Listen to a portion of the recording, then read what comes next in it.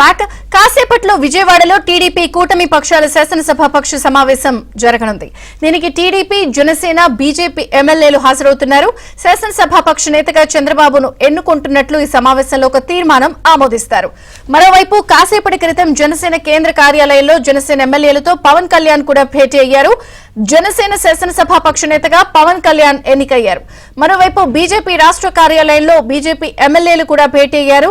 కూటమి పక్షాల భేటీలో టీడీపీ అధినేత చంద్రబాబును టీడీఎల్పీ నేతగా అచ్చెన్నాయుడు ప్రతిపాదన చేయనున్నారు. ఎన్డీఏ పక్షాల తరపున ఎన్డీఏ శాసనసభాపక్ష నేతగా చంద్రబాబు పేరును పవన్ కళ్యాణ్ ప్రతిపాదించనున్నారు. పురంధేశ్వరి బలపరచనున్నారు.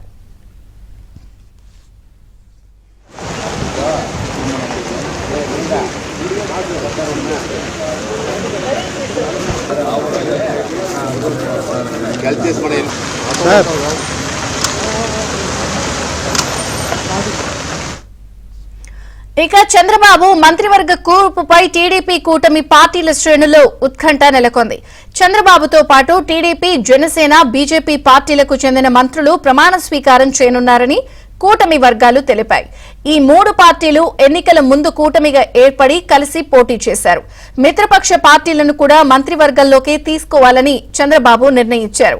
జనసేన పార్టీ అధ్యక్షుడు పవన్ కళ్యాణ్ మంత్రివర్గంలో చేరుతున్నారు. ఆయనకు ఉప ముఖ్యమంత్రి పదవి ఇవ్వబోతున్నారని కూటమి వర్గాలు తెలిపాయి. ఆయనతో పాటు అదే పార్టీకి చెందిన రాజకీయ వ్యవహారాల కమిటీ చైర్మన్ నాదెండ్ల మనోహర్ కూడా మంత్రివర్గంలో చేరనున్నారు. ఆ పార్టీ నుంచి మరొకరికి కూడా మంత్రివర్గంలో స్థానం ఇవ్వడానికి అవకాశం ఉందన్న వార్తలు వినిపిస్తున్నాయి. మూడో ఎమ్మెల్యేకు ఇప్పుడే అవకాశం ఇస్తారా లేక తదుపరి విస్తరణలో ఛాన్స్ ఉంటుందా అన్న దానిపై సర్వత్రా ఆసక్తి ఏర్పడింది.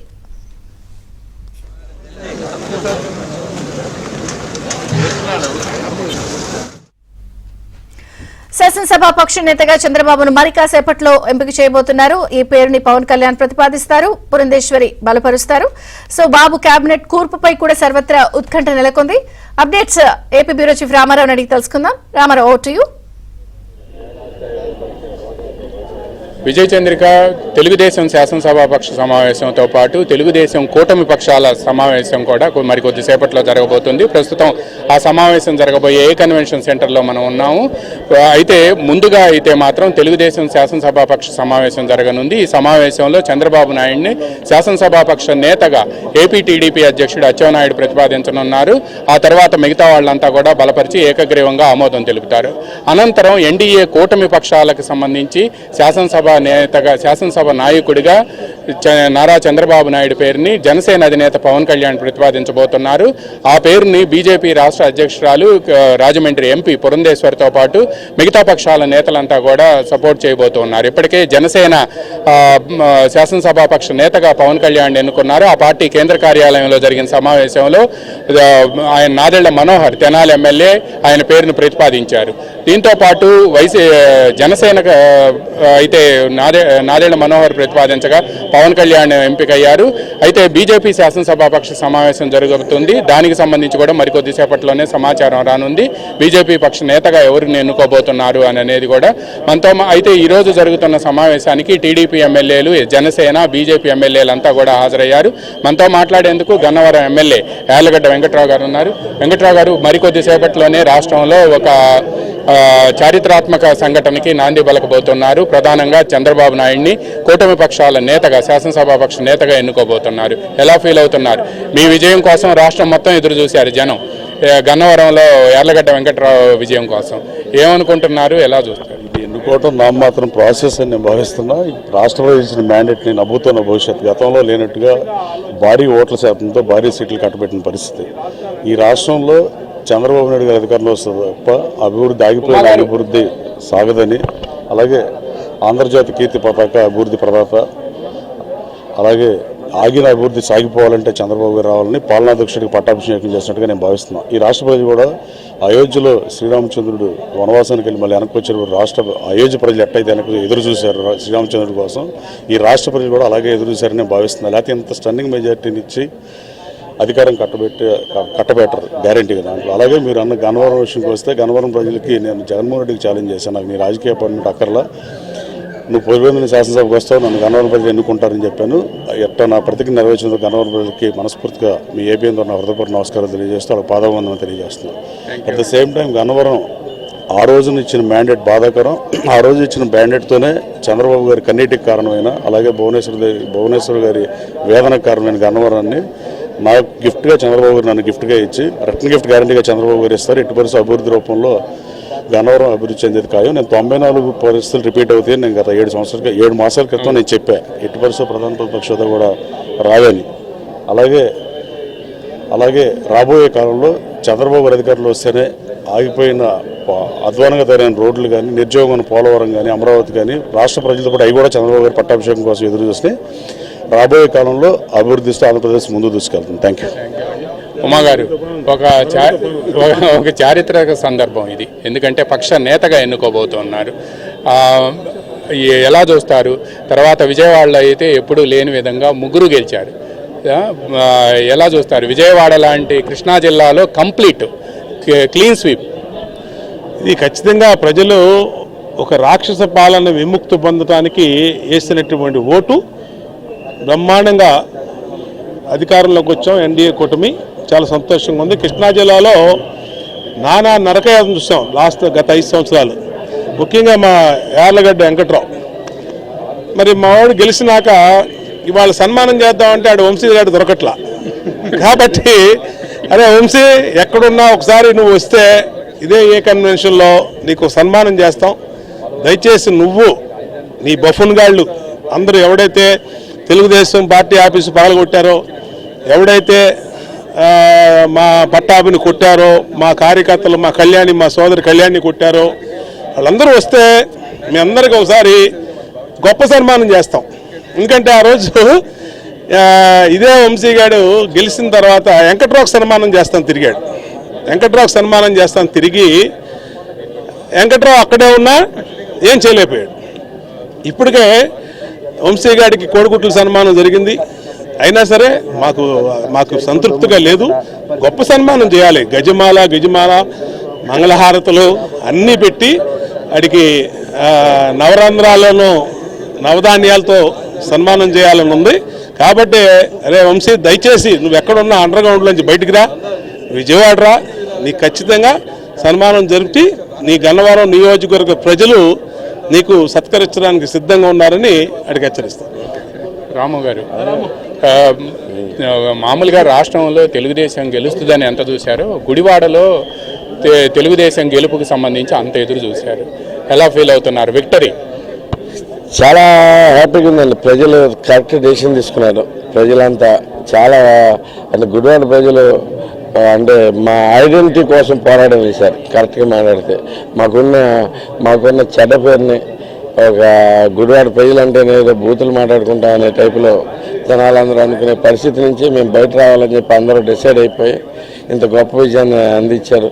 ప్రత్యేకంగా దీనికి చంద్రబాబు గారు మళ్ళీ సీఎం అయితేనే మనకు భవిష్యత్తు ఉంటుంది అనేది కూడా అందరూ కూడా గమనించి దానికి తగ్గట్టుగా వ్యవహరించారు.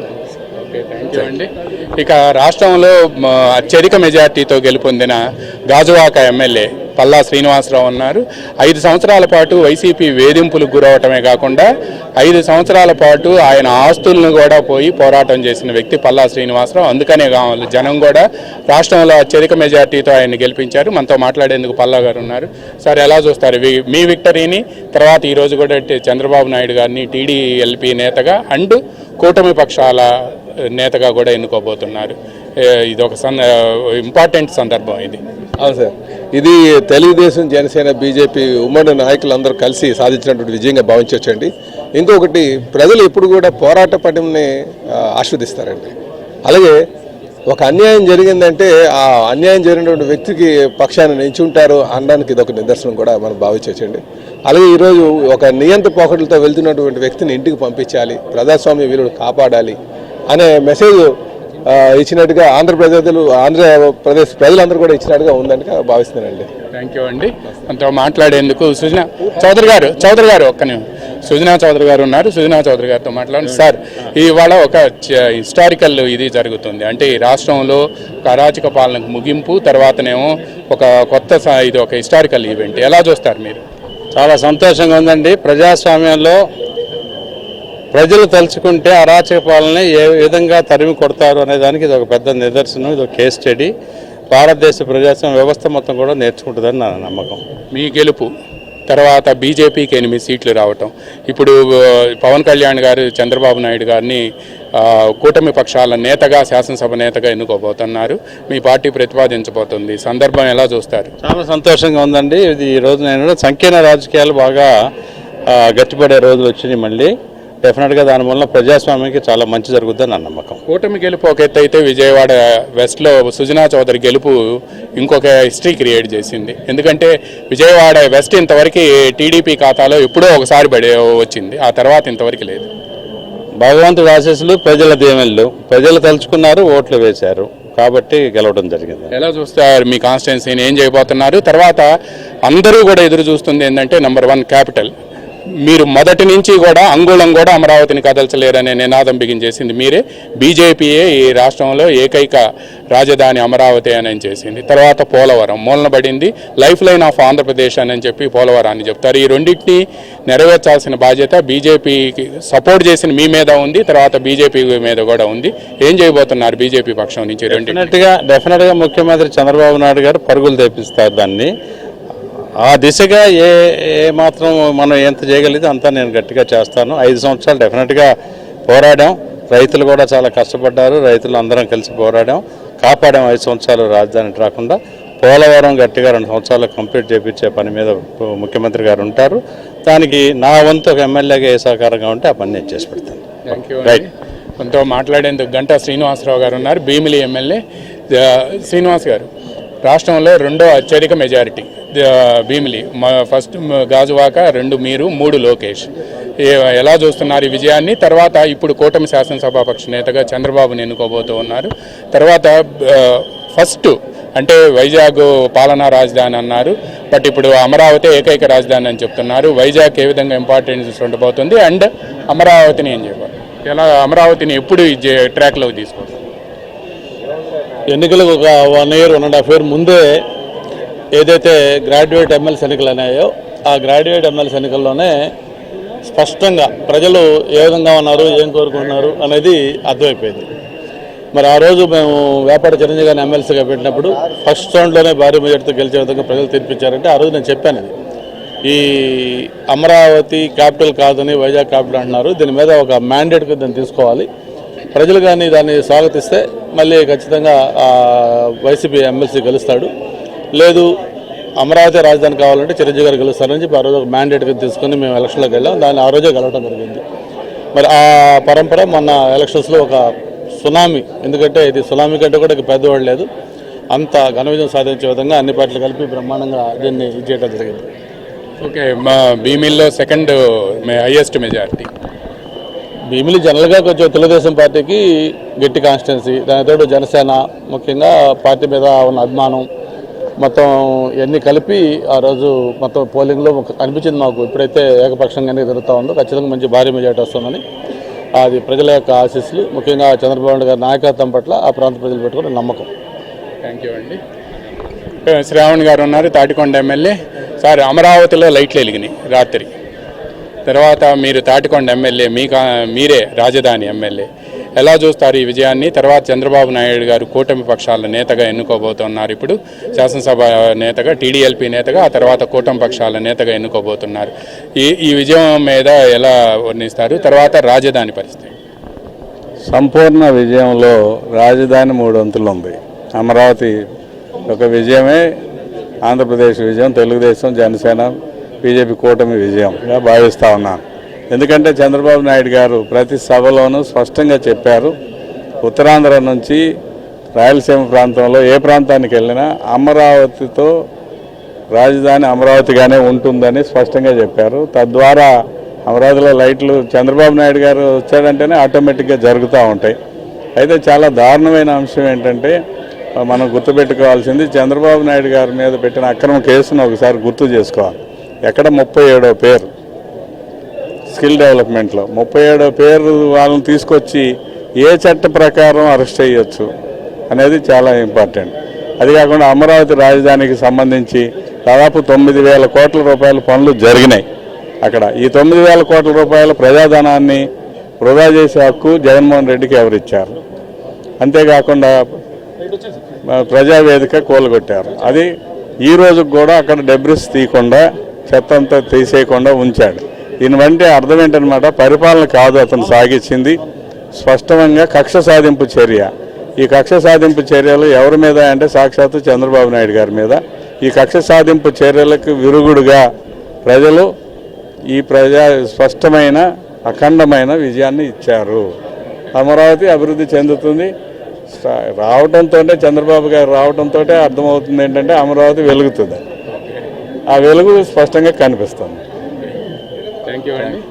మనతో పితాని గారు ఉన్నారు. పితాని గారు, కూటమి పక్షాల నేతగా చంద్రబాబు గారిని ఎన్నుకోబోతున్నారు. తర్వాత శాసనసభ పక్ష నేతగా కూడా ఎన్నుకోబోతున్నారు. రేపు ప్రమాణ స్వీకారం, అంటే మంత్రివర్గ కూర్పు, వీటన్నిటికీ సంబంధించి కూడా కూటమి పక్షాలతో పాటు టీడీపీలో కూడా చర్చ జరుగుతుంది.